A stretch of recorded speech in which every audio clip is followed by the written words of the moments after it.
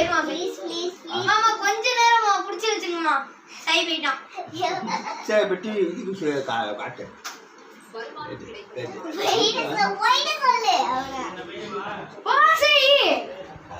என்னப்பா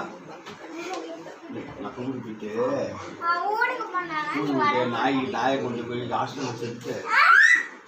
ஆமா நாயை கொண்டு ஹாஸ்பிட்டல் இப்ப நீங்க சேர்த்து